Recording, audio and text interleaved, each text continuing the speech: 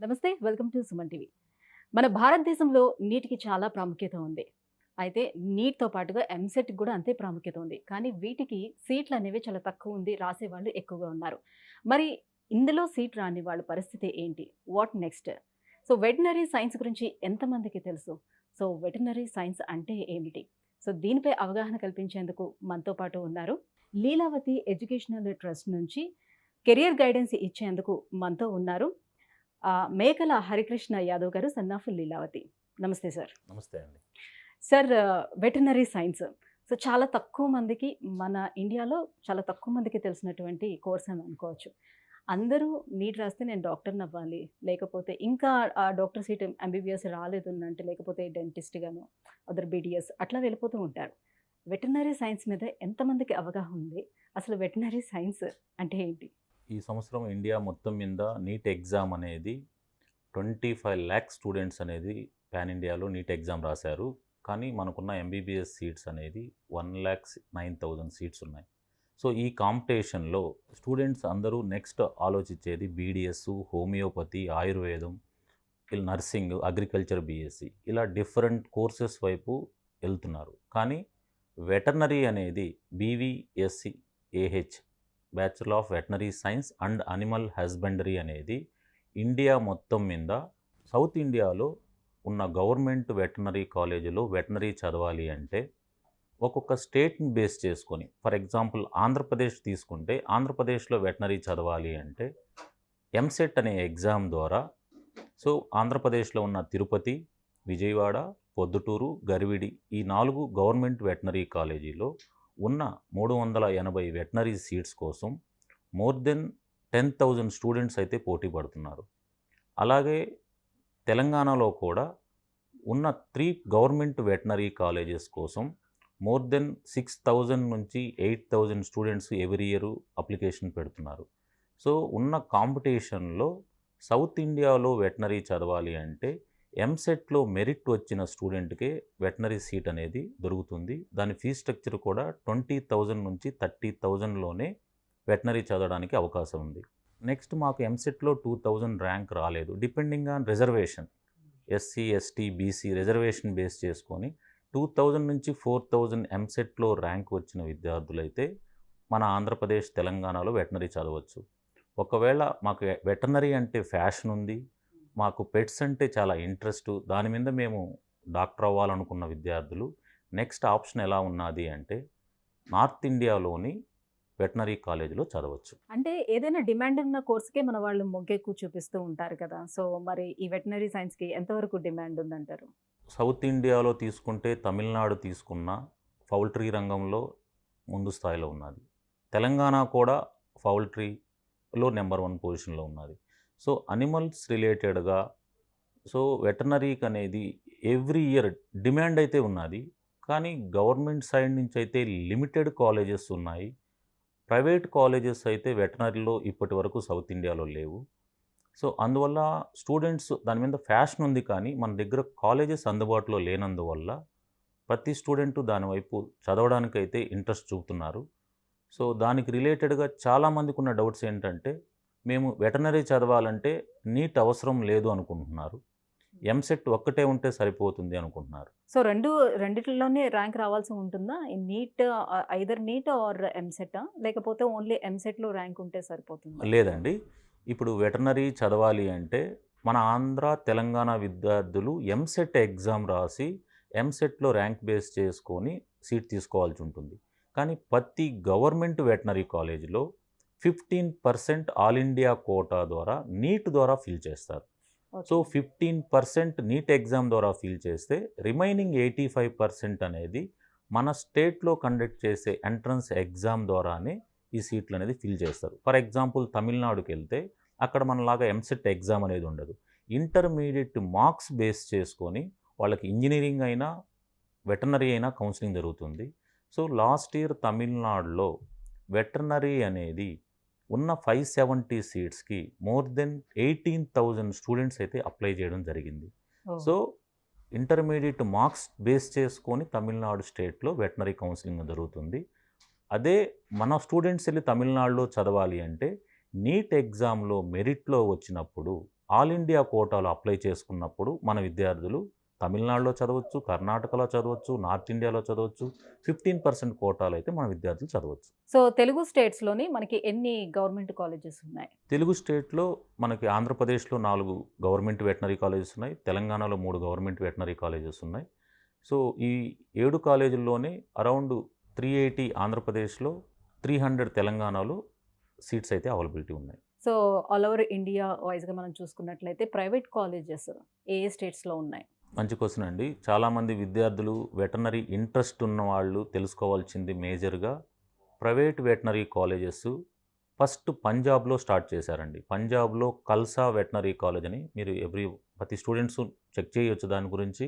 Khalsa group అనేది చాలా పెద్ద గ్రూప్. ఎడ్యుకేషన్‌లో వాళ్ళు చాలా టాప్‌లో ఉన్నారు ఇండియాలో.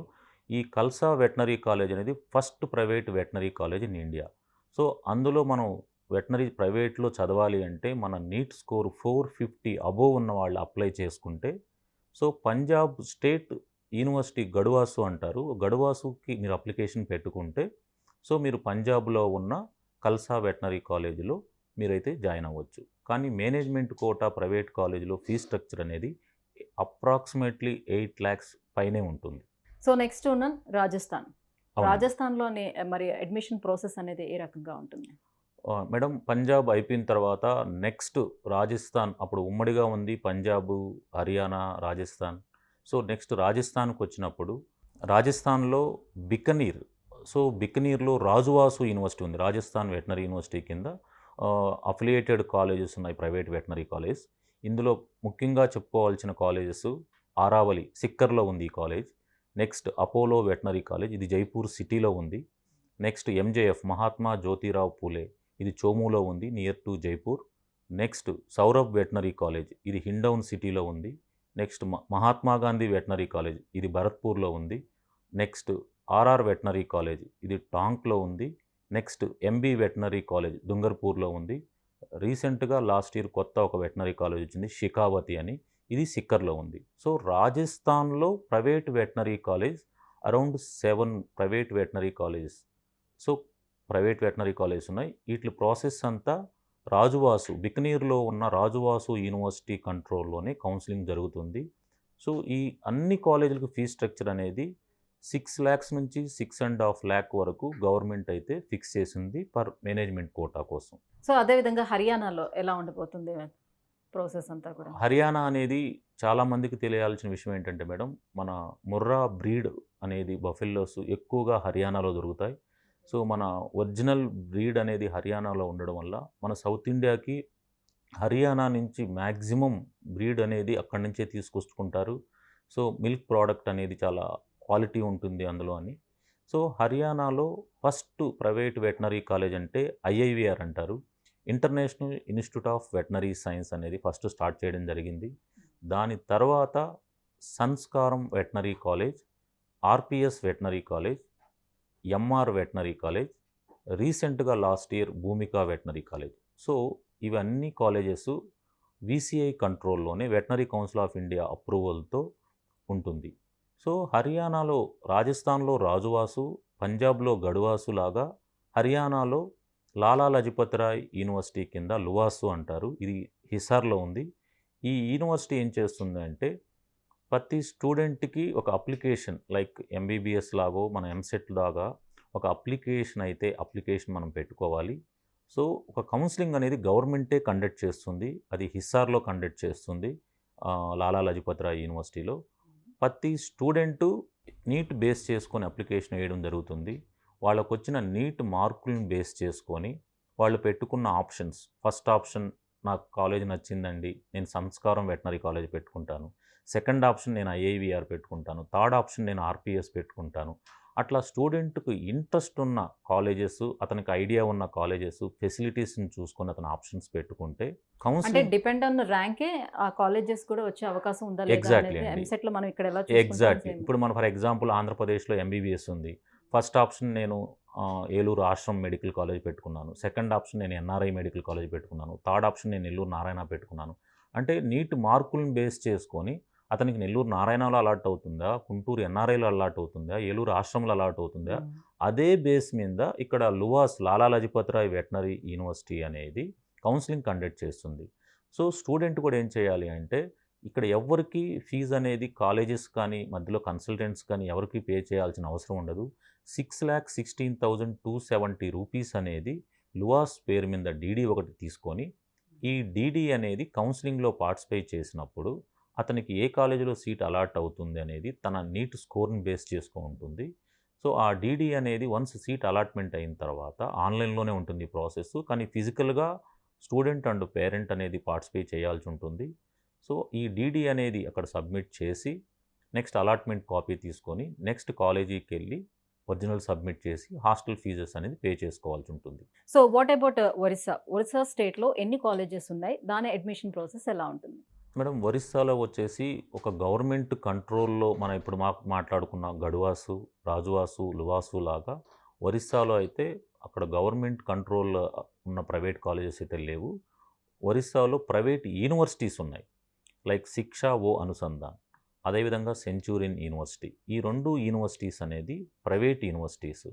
అలాగే రాజస్థాన్లో కూడా ఒక ప్రైవేట్ యూనివర్సిటీ ఉంది, అది ట్యాంటియా యూనివర్సిటీ. సో ఈ 3 ఇండియాలో ప్రైవేట్ యూనివర్సిటీస్ ఉన్నాయి. ప్రైవేట్ యూనివర్సిటీలో అడ్మిషన్ తీసుకోవాలి అంటే వాళ్ళు ఓన్గా ఒక ఎంట్రన్స్ ఎగ్జామ్ కండక్ట్ చేస్తారు. సో ఆ ఎగ్జామ్ బేస్ చేసుకొని వాళ్ళు సీట్లు ఇవ్వడం అయితే జరుగుతుంది. సో సౌత్ ఇండియాలో కన్నా నార్త్ ఇండియాలోనే ఈ కోర్సు ఎక్కువగా అవైలబుల్ ఉండటానికి, కాలేజెస్ ఎక్కువగా అవైలబుల్ ఉండటానికి ఏంటి రీజన్ అంటే? సౌత్ ఇండియాలో ఎవరు వెటనరీ సైడ్ ఇంట్రెస్ట్ చూపట్లేదు. మేనేజ్మెంట్ సైడ్ ఒక ప్రైవేట్ వెటనరీ కాలేజ్ ఓపెన్ చేయాలి అంటే వితిన్ సూన్ అది కూడా రాబోతుంది. సో చిత్తూరులో ఒక ప్రైవేట్ వెటనరీ కాలేజ్, తమిళనాడు తిరుచిలో ఒక ప్రైవేట్ వెటనరీ కాలేజ్, అలాగే మ్యాంగ్లూరులో ఒక ప్రైవేట్ వెటనరీ కాలేజెస్ అనేది ఇప్పుడే ఇనిషియేట్ తీసుకుంటున్నారు. రావాలి, వెటనరీ సైడ్ కూడా చాలా అవకాశాలు ఉన్నాయి. సో సౌత్ ఇండియాలో కూడా వితిన్ సూన్ మనం ప్రైవేట్ వెటనరీ కాలేజ్ చూడొచ్చు. కానీ రాజస్థాన్లో రావడానికి, హర్యానాలో రావడానికి, పంజాబ్లో రావడానికి ఆ టైంలో నార్త్ ఇండియాలో ఉన్న నెసెసిటీని బేస్ చేసుకొని అక్కడ ప్రైవేట్ వెటనరీ కాలేజెస్ అయితే స్టార్ట్ చేయడం జరిగింది. So what is the difference between అంటే ప్రైవేట్ కాలేజెస్కి అండ్ ప్రైవేట్ యూనివర్సిటీస్కి? ఇందాక నేను చెప్పినట్టే మేడం, ప్రైవేట్ కాలేజెస్ అనేది affiliated to, for example Andhra Pradesh తీసుకుంటే ఇప్పుడు నాకు ఎంసెట్లో ర్యాంక్ రాలేదు, బట్ నేను చదవాలని అనుకుంటున్నాను. సో దానికి అవకాశం ఉంటుందా? యూనివర్సిటీలో ఏమైనా డైరెక్ట్గా అడ్మిషన్ తీసుకోవడానికి అవకాశం ఉంటుందా? తప్పకుండా అండి.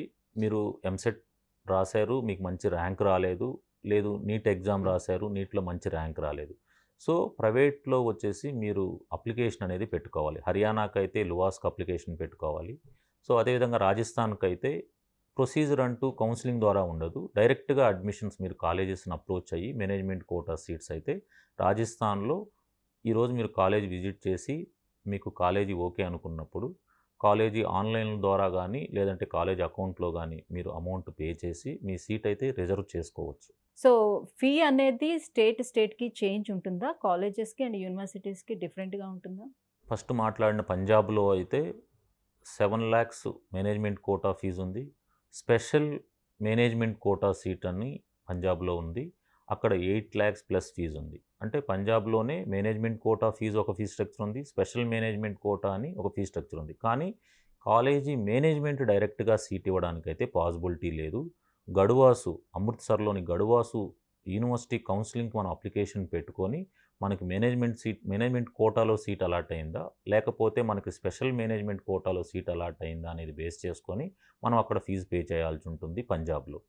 నెక్స్ట్ హర్యానాకు వస్తే ఏమవుతుందంటే హర్యానా గవర్నమెంటు సింగిల్ విండో తీసుకొచ్చేసింది. సో ఐఐవిఆర్ కానీ, సంస్కారం కానీ, ఆర్పిఎస్ కానీ, ఎంఆర్ కానీ, భూమిక కానీ ఎనీ వెటనరీ కాలేజ్ మీకు వచ్చిన నీట్ ర్యాంక్ని బేస్ చేసుకొని మీరు టాప్ కాలేజ్ ఆప్షన్ పెట్టుకోండి. కానీ ఫీ స్ట్రక్చర్ అయితే 6,16,270 రూపీస్ అనేది మనం లువాస్ లాలా లజపత్ రాయ్ యూనివర్సిటీకి అయితే డీడీ అయితే ఇవ్వాల్సి ఉంటుంది.